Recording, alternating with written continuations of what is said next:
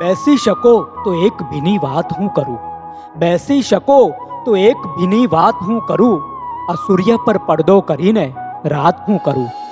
નમસ્કાર દર્શક મિત્રો, જીટીપીએલની ગુજરાતી ચેનલના કાવ્યરસમાં આપ સૌનું હાર્દિક સ્વાગત છે. દર્શક મિત્રો, કાવ્યરસના નવા રૂપરંગ સાથે આપ સૌ ભીંજાયા છો. આપના સોશિયલ મીડિયા પર અમને પ્રતિભાવો મળે છે. આ જે નવી વાતો અમને છેલ્લા એકાદ મહિનાથી જે શરૂ કરી છે એ આપને બહુ ગમી છે. આપના પ્રતિભાવો અમે સોશિયલ મીડિયા થ્રુ આપ સુધી પહોંચાડ્યા છે, આપને મળ્યા જ હશે. હવે વાત એ કરવી છે કે આ કાવ્યરસમાં હવે આપણે ડૉક્ટર સતીન દેસાઈ જીવન અને કવનની અંતર્ગત ઘણી બધી વાતો કરી છે. એમણે અનેક કામો કર્યા છે. એમાં અનુવાદ એક મહત્ત્વનું કામ છે જે હું મારી દરેક વાતમાં માઇલસ્ટોન ગણું છું. ગુજરાતમાં આ શક્ય બન્યું નથી કોઈ કવિ દ્વારા, અને કોઈ કવિની ગુજરાતી ગઝલો જ્યારે હિન્દુસ્તાની અનુવાદ થાય છે ત્યારે એક એવા શિખર પર પહોંચે છે કે જ્યાંથી આખી ગુજરાતી ગઝલ ભારતના તમામ નાગરિકો એને માણી શકે છે. ગુજરાતીના ગઝલની શિસ્ત સાથે એ ગઝલો ત્યાં સુધી પહોંચે છે, એનો આનંદ છે. હવે આ અનુવાદની શ્રેણીમાં આદરણીય શ્રી નીતિનભાઈ પારેખ સાહેબની ગુપ્તગુએ ગઝલ નામનો સંગ્રહ ઉમેરાય છે. અજવાળાની ક્ષણ અને દ્વાર ભીતરના ખોલ, આ બંને સંગ્રહોમાંથી ચૂંટેલી ગઝલો ડૉક્ટર સતીન દેસાઈ પરવેશ સાહેબે અનુવાદ કરી છે.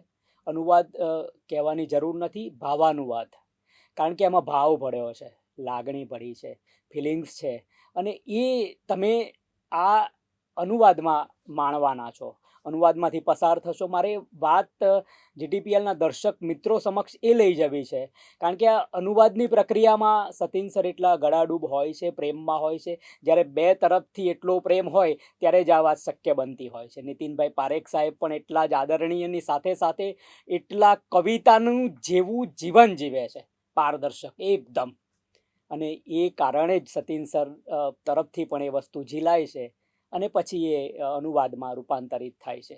કવિતા એ એકદમ, આપણે એને ફિઝિક્સ, મેટાફિઝિક્સ, આ બધી વાતોમાં આપણે નથી પડવું, પણ કવિતા લખાય હૃદયના ભાવથી અને પછી એની રૂપાંતરિત પણ હૃદયના ભાવથી થાય છે તો સોનામાં સુગંધ પડે છે. તમે એક એક અનુવાદ જોશો. મારા પોતાના શબનમી ગુપ્તગુને શબનમી આપતા વખતે જે સતીન સરે અનુવાદ વખતે મારી વાતો થઈ હતી, મને એમ થયું કે આ વસ્તુ દરેક જગ્યાએ બને છે, તો કેમ નહીં આપણે જીટીપીએલના દર્શક મિત્રો સુધી, જીટીપીએલના ચાહકો સુધી આપણે આ વાત લઈ જઈએ અને ગુજરાતી અને ઉર્દૂને ચાહતા દરેક દર્શક મિત્રો આ વાત સાંભળે તો એમને પણ ખબર પડે કે અનુવાદની પ્રક્રિયા કેટલી અદ્ભુત હોય છે. નીતિન પારેખ સાહેબને તો વંદન કરવા છે, અને વંદન સતીન દેસાઈ સાહેબને પણ કરવા છે, કારણ કે આ બંને વસ્તુ બે બાજુથી એટલી લાગણીશીલ હતી તો જ શક્ય બન્યું છે. કારણ કે બધાના અનુવાદો નથી થતા. મેં કેટલી વાર કીધું છે કે મરીઝ સાહેબનું અનુવાદ કરો સાહેબ, સતીન સરને, પણ એ હજુ સુધી થઈ શક્યો નથી. એમના દીકરા પણ કેટલી વાર કહે છે કે મરીઝ સાહેબની ગઝલો અનુવાદિત થાય, પરંતુ જ્યાં સુધી બંને બાજુથી લાગણીથી તરબતર ના થાય ત્યાં સુધી આ વસ્તુ શક્ય બનવાની નથી. નીતિન શર્મા ભારોભાર છલોછલ લાગણી ભરાયેલી છે, એટલી જ સતીન શર્મા ભરાયેલી છે, અને તો જ આ વસ્તુ થાય છે. આ વસ્તુ કોઈ પ્રલોભન, કોઈ પ્રશંસા કે કોઈ પણ પ્રકારની તમે ભાવ કે અભાવ બધું જ છોડો અને પછી આ વસ્તુ થાય છે. એટલે આ વસ્તુ માટે કોઈ પણ પ્રકારની કોઈ વાત કરવાની જરૂર નથી. બંને બાજુથી પ્રેમ હોય અને પ્રેમના કારણે જ આ વસ્તુ થઈ છે, અને એ વાતનો હું પોતે સાક્ષી છું. આ બધી જ ગઝલો ટ્રાન્સલેશન થાય એટલે નીતિન સર સુધી પહોંચે, એ તરત જ મારી સુધી એ પહોંચતી હતી, અને હું પણ એમાંથી પસાર થયો છું, અને તરત જ મેં વાંચી છે. મને ક્યાં લાગ્યું ત્યાં મેં સૂચન કર્યું છે, અને નીતિન સરે તો કર્યું જ હશે. મારે આ વાતો સાંભળવી છે, આપણે આ વાતો સાંભળવી છે. દર્શક મિત્રો, હવે હું તમારી વચ્ચેથી રજા લઉં છું. મારે નીતિન પારેખ સાહેબને વંદન કરવા છે, એમને આવકારવા છે, અહીં એમને બેસાડવા છે, અને એ વાતો કરે, બે જણ વાતો કરે, વાતોના વાર્તાલાપમાં કે કઈ રીતે અનુવાદિત થઈ ગઝલ, જે ગમતી હોય ગુજરાતી નીતિન સર બોલે અને સતીન સર પણ એમના અનુભવ કહે કે આ રીતનું થયું છે, ને આપણે આ વાતો સાંભળવી છે, લાઈવ જીવંત વાતો સાંભળવી છે. ખૂબ ખૂબ નમસ્કાર. હું શૈલેષ પંડ્યા આપ સૌનું સ્વાગત કરું છું. નમસ્કાર. હું નીતિન પારેખ, ઝાયડસ લાઈફ સાયન્સીસમાં ચીફ ફાઇનાન્સ ઓફિસર છું. મારા વ્યવસાયે હું આંકડાનો માણસ છું, પણ દિલથી હું શબ્દોનો માણસ છું.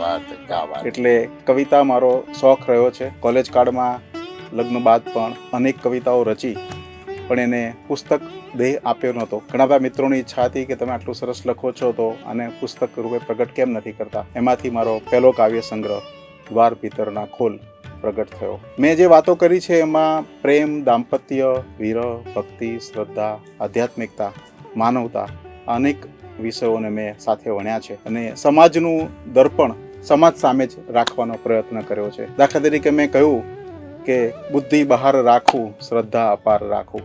તો ભક્તિ, શ્રદ્ધા આ બધા અલગ અલગ વિષયોને મેં કવિતામાં વણી લીધા છે અને એમાંથી આ પહેલો કાવ્ય સંગ્રહ દ્વાર ભીતરના ખોલ બહાર પડ્યો. એ પછી મેં એક નિયમ એવો લીધો કે દર રવિવારે ફેસબુક ઉપર એક મારી રચના મૂકવી, જેમાં મોટાભાગની ગઝલ અને અમુક ગીતો મેં મૂક્યા અને એ રચનાઓનો સંચય એટલે અજવાળાની ક્ષણ. આમ તમે જુઓ તો દ્વાર ભીતરના જો ખુલે તો અજવાળાની ક્ષણ ચોક્કસ પ્રાપ્ત થઈ જ જાય, એ ના થાય તો જ નવાય. અને આ બધી રચનાઓ ગુજરાતીમાં હતી એટલે એ ગુજરાતના વાચકો પૂરતી સીમિત રહે. ત્યારે અમારા ખાસ મિત્ર અને ઋષિ જેમને કહી શકો એવા સતીનભાઈ દેસાઈ, પરવેશ, દીપ્તિ ગુરુએ મારા મનની વાત જાણે પહેચાનતા હોય એવી રીતે કહ્યું કે નીતિનભાઈ, તમારી રચનાઓને આપણે હિન્દીમાં ભાવાનુવાદ કરીને લોકો સમક્ષ રાખીએ. અને મને એ વાત બહુ જ દિલને સ્પર્શી ગઈ અને મેં કીધું આવું સુંદર કામ કોઈ કરી શકતા હોય તો ચોક્કસ થવું જ જોઈએ, જેથી ઘણા બધા લોકો જે ગુજરાતી ભાષા વાંચતા ન હોય એવા લોકોની પાસે પણ આ રચનાઓ પહોંચી શકે. તો સતીનભાઈએ મારી આ બંને પુસ્તકોમાંની ખાસ સરસ રચનાઓ 75 પસંદ કરી દ્વાર ભીતરના ખોલ અને અજવાળાની ક્ષણમાંથી, અને એ 75 રચનાઓનું પુસ્તક એટલે ગુપ્તગોએ ગઝલ પ્રગટ થયું, જેમાં એક તરફ ગુજરાતી રચનાઓ અને બીજી તરફ હિન્દી રચનાઓ એવી રીતે પ્રકાશિત થઈ છે. એટલે આ કાવ્ય સંગ્રહ ખરેખર તો સતીનભાઈ દેસાઈનો કાવ્ય સંગ્રહ ગણાય, કારણ કે એ હિન્દીમાં ભાવાનુવાદ થયો ત્યારે જ આ ગુપ્તગોએ ગઝલનું નિર્માણ થયું. આ આખા અનુભવોમાંથી પસાર થવાનો આનંદ તો બહુ જ હતો, પણ સતીનભાઈને જ કહેવા દઈએ કે સતીનભાઈ, તમે આ ભાવાનુવાદ કર્યો ત્યારે તમારા દિલની લાગણીઓ કેવી હતી? તમે કયા કયા સમયે આ અનુવાદ કર્યો? એ વખતે તમને આમાંથી શું ગમ્યું? તમે જે 75 રચનાઓ પસંદ કરી એ કેવી રીતે કરી? એની પાછળનો તમારો ઉદ્દેશ શું હતો? તમારા ભાવ શું હતા? તમે કયા સંજોગોમાં કર્યું? અને આખી પસાર થવાની તમારી યાત્રાનો અનુભવ કેવો રહ્યો? 50 વર્ષની મારી સાહિત્યની યાત્રામાં હું એક આવા વ્યક્તિની શોધમાં હતો જે તલાશે ગુપ્તગુ કે જેની સાથે સાચો સંવાદ કરી શકું. સાહિત્યમાં સહજ પ્રેમની અનુભૂતિઓ બહુ ઓછી થતી હોય છે. જીગર મુરાદાબાદી સાહેબ કહે છે કે તકલ્લુફ સે તસન્નો સે ભરી હે શાયરી અપની.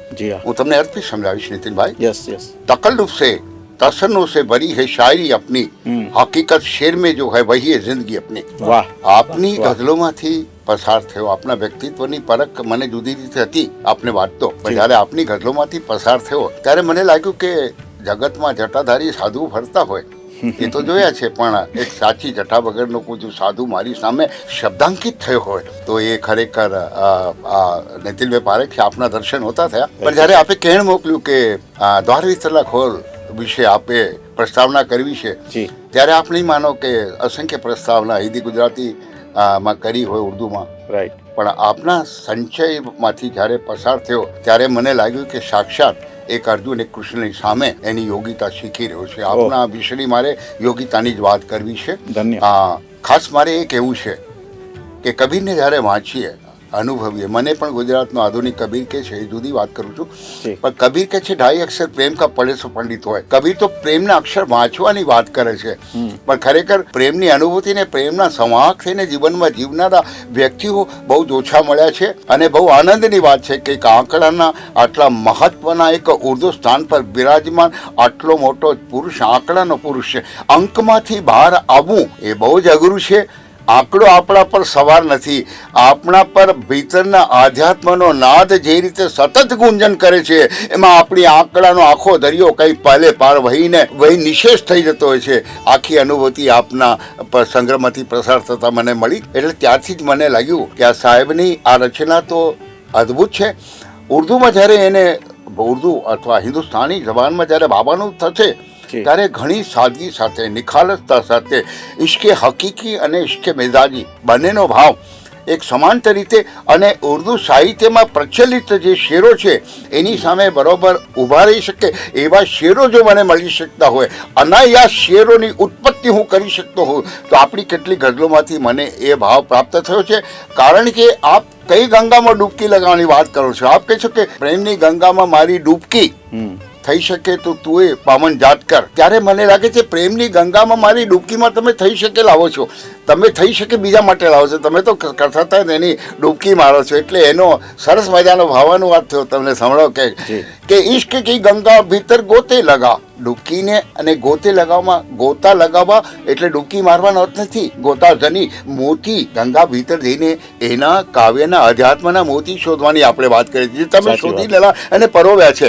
ઈશ્ક કી ગંગા ભીતર ગોતે લગા, યું કભી તો પાવન અપની જાત કર.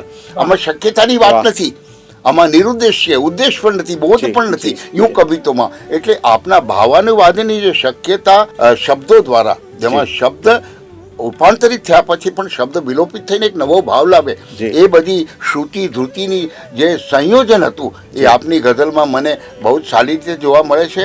આપણે વિગતવાર આપના બીજા બધા અદ્ભુત શેરો, ગુજરાતી અને હિન્દી ભાવાનુવાદ થયેલા અદ્ભુત શેરોની મારે વાત આગળ કરવી છે. પરંતુ મને સાહેબ એ જડે છે કે આંકડો આપના પર કઈ રીતે સવાર નથી એ વિષયની મને કંઈક માહિતી આપો કે આ એક એવો યુગ પુરુષ કે જે અંકોની બહાર કઈ રીતે આવી શકે છે.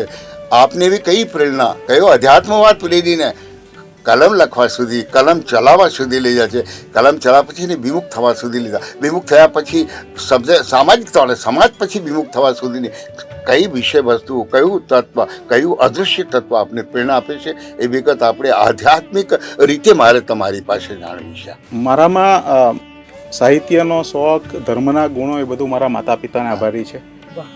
પણ સાથે સાથે ઘણીવાર એમ થયું કે આ ભાવ જે હૃદયમાં ઉમટે છે એને કવિતાના સ્વરૂપમાં કેમ રજૂ ન કરવા.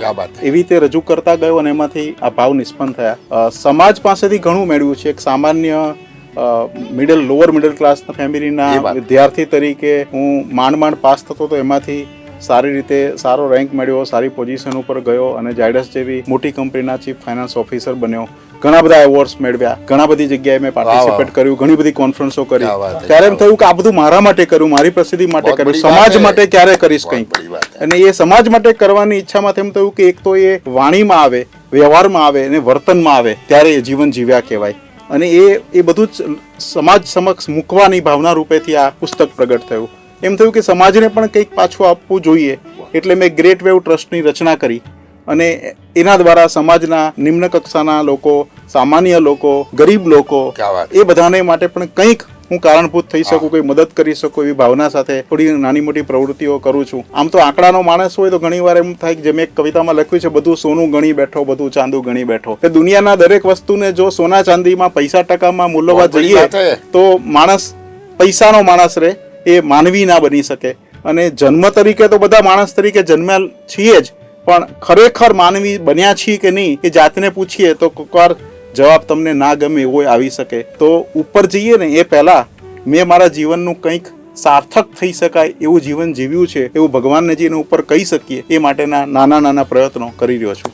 આને આપણે રોકતા વચ્ચે મારી સરસ જે આપણા શેરમાં જ આપણા સંવેદનાત્મક જે વિશ્વ છે, ભાવાત્મક, અને જે સંયોજન આપ શુદ્ધ વાણીમાં આપની સત્ય વાચિતામાં કરો છો એ આપણા શેરમાં પ્રદર્શિત થાય છે. એટલે મારે રજૂ કરું ને તો આપણા પ્રેક્ષકોને પૂર્ણતમ જ્ઞાન થાય. કારણ કે સાહિત્યનો શબ્દ અત્યારે અવિશ્વાસુ થઈ ગયો છે, એટલા માટે મારે ખાસ વાત કરી છે.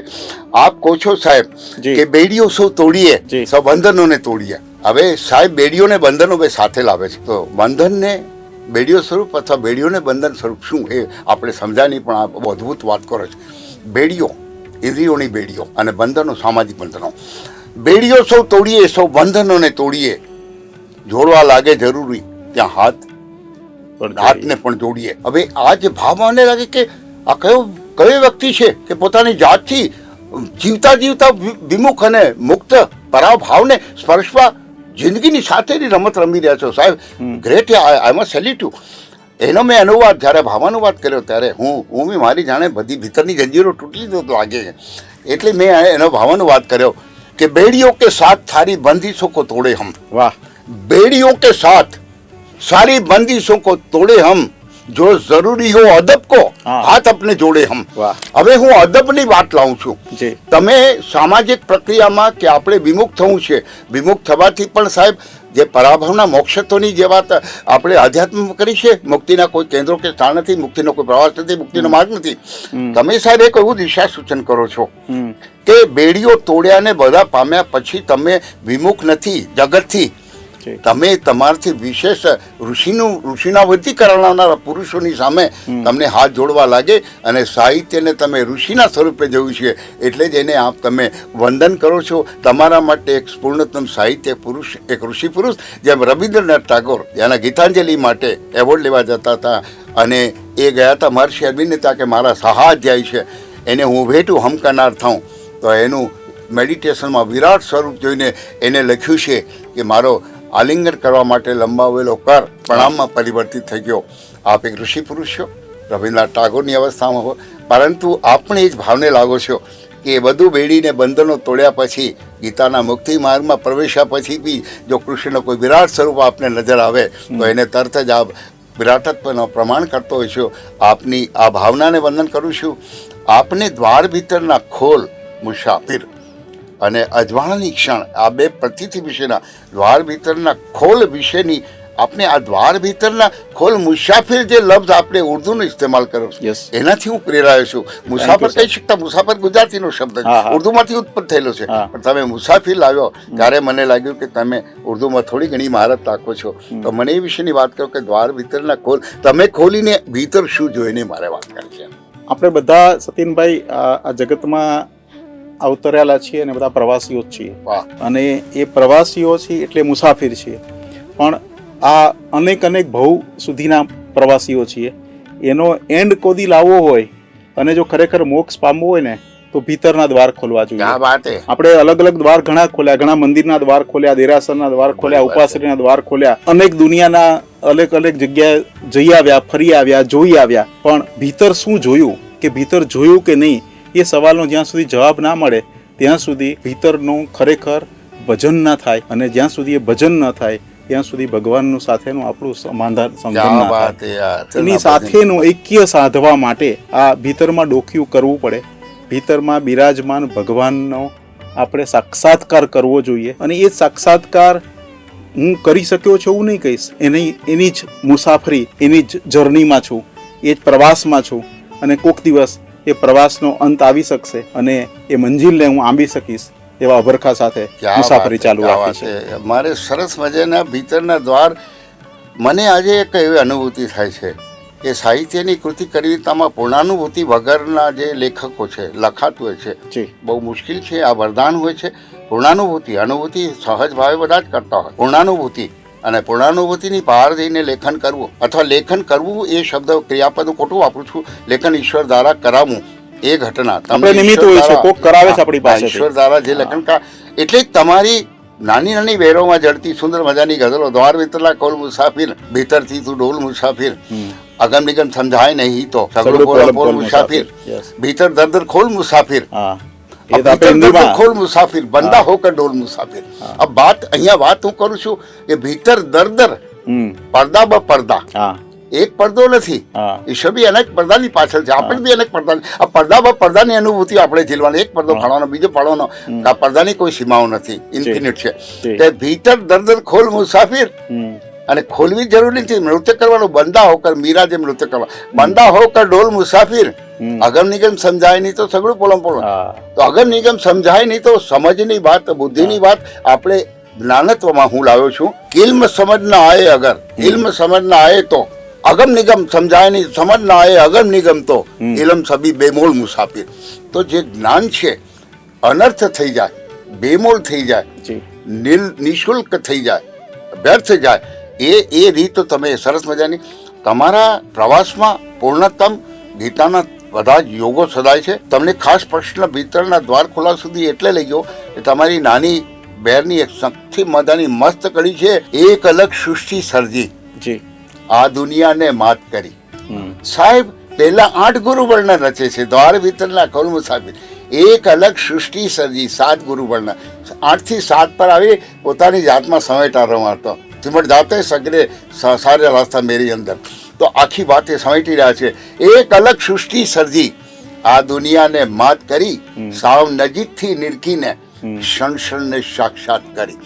સાહેબ સલામ સાહેબ, સાવ નજીકથી નિરખવાનો, વાત કરી જા તમે રડિયાત કરી. નાના ક્ષણ ને સાક્ષાત કરવાનો. જી સાહેબ ક્ષણ કોઈની તાબેદાર નથી. ક્ષણ તો વિલોપનમાં જીવનારી અદ્રશ્ય મુઠ્ઠીમાંથી સરકી જાય. તમે તો તમારી રચનામાં ક્ષણને પણ બાંધીને બેઠા. ક્ષણ તમારી સામે આવે અને તમે એને સાક્ષાત કરી લો, એમાં જ જીવનની ધન્યતા છે. હા, તો એ તમે સરસ મજાની વાત કરી છે. અને આનું આપણે ભાવાનુવાદ બી, આ ભાવાનુવાદની વાત કરીએ છીએ એટલે કે જગ બનાકર હી અલગ, જી જગ બનાકર હી અલગ, સારી દુનિયા માત કી. વાહ. જગ બનાકર હી અલગ, સારી દુનિયા માત કી, દેખી પરખી પાસ સે. હવે સાહેબ દેખી પરખી આપણે બે ક્રિયાપદો લાવીએ છીએ. દેખે તો આખી દુનિયા છે, પરખે કોણ છે સાહેબ? દેખી પરખી પાસ સે, હર ઘડી સાક્ષાત કી. અહીંયા આપણને એમનો તમારો પ્રસ્તાવ કે અંકુર પણ 7 વર્ષની ઉંમરે આ બાળક લખે છે કે અબ મુझे कुछ नहीं देखना, देखना है कि क्या हो रहा. હવે મારે કઈ જોવું નથી. આંતરદર્શી જે પ્રેક્ષા ધ્યાનત્વના તમે સ્વામી છો સાહેબ. આપણે પેગોડામાં જઈને પ્રેક્ષા ધ્યાન શીખવાનું નથી. પ્રેક્ષા ધ્યાનત્વનું સ્વામિત્વ તમારી પથેક રચનામાં પ્રદર્શિત થાય છે.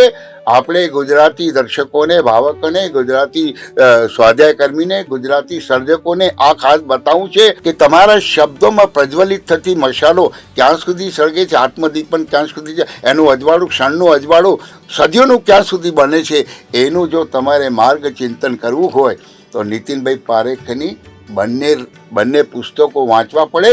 અને ગુપ્તયુગ ગઝલમાં એમના ભાવાનુવાદથી થયેલા અઠેઠ ગાલિબ સુધી કે ગાલિબની શેરોની, વિરાટની શેરોની અવસ્થા સુધી કેવી રીતે જાય છે એ પછીના એપિસોડમાં આપણે સમજાવીશું. પણ નીતિનભાઈ એક વાત એમાં કરી લઉં કે અત્યારે સમાજ આપણો છે ને એ રીત રિવાજોમાં અટવાયેલો છે, ક્રિયાકાંડમાં અટવાયો છે. એટલે આ ક્રિયા કરવી, આ ખાવું, આ ના ખાવું, આ દર્શન કરવા, રોજ આટલું કરી લેવું જોઈએ, એની પાછળ આપણે ઓબ્સેસ છીએ, પણ એમાં ભક્તિનો રંગ ક્યાંક ખૂટે છે. એટલે મેં એવું લખ્યું કે અગમ નિગમ સમજાય નહીં તો સઘળું પોલમ પોલ. જો એ સમજાય ને એ પછી બધું જે કરો ને તો એ ભગવાન સુધી જશે, બાકી એ મંદિર સુધી રહેશે, મૂર્તિ સુધી પણ કદાચ નહીં જાય. તમે જે પોલમ પોલ લાવ્યા સાહેબ, જી બેઝિકલી આ પોલમ પોલ કાફિયા એક ગઝલનો કાફિયો નથી.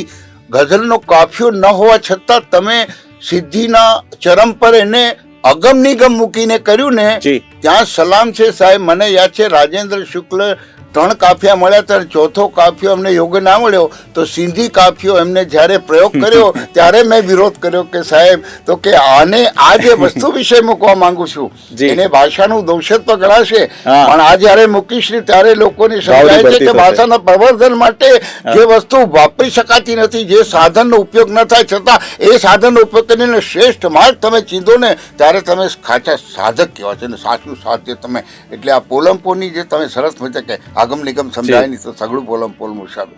એટલે નીતિનભાઈ આપ ગઝલના ક્ષેત્રમાં ઉત્તમ પ્રવાસી છો. હજી આપની કોઈ વિશેષ અનુભૂતિ આપે આ વિશે કરી સમજાવો. આપણે બીજા એપિસોડમાં બીજી રીતે વાત કરીશું. ચોક્કસ.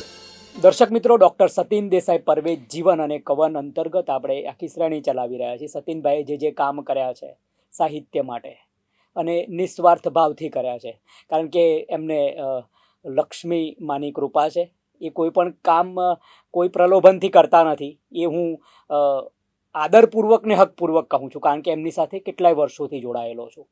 અને એ કરે છે, પ્રેમથી કરે છે અને દિલથી કરે છે ત્યારે જોડાય છે. એટલે આ જોયું આપણે ગુપ્તગુએ ગઝલ એ એટલા માટે સંગ્રહ થયો છે કે નીતિન સર પણ આધ્યાત્મિકતાની એક ચરમસીમા પર છે, સતીન સર પણ એ જ ચરમસીમા પર છે ને. તો ગુપ્તગુએ ગઝલનું આ જે તમારી સમજ આ ગ્રંથ જે થયો છે એ આપણને એટલા માટે મળ્યો છે કારણ કે મારો પોતાનો અનુભવ છે સાહિત્ય સાથેનો, કઈ રીતે આ બધું થાય છે. આપણે વાતો પણ સાંભળી કે ગઝલના શેરનો અનુવાદ ને અનુવાદની કઈ પ્રકારની ઉચ્ચતમ કોટી છે. સતીન દેસાઈ પરવેજ જીવન અને કવન આ ભાગ અહીં પૂરો કરીએ છીએ. નવા ભાગમાં આ જ વાત પાછી આપણે શરૂ રાખવી છે, કઈ રીતે આનું ઉત્પન્ન થયા પછી કઈ રીતે ઉર્દુની અદબમાંથી કઈ રીતે ગઝલ ગુપ્તગુએ ગઝલ સુધી પહોંચ્યા. નવા ભાગમાં મળીએ. નમસ્કાર. બેસી શકો તો એક ભીની વાત હું કરું. બેસી શકો તો એક ભીની વાત હું કરું, આ સૂર્ય પર પડદો કરીને રાત હું કરું.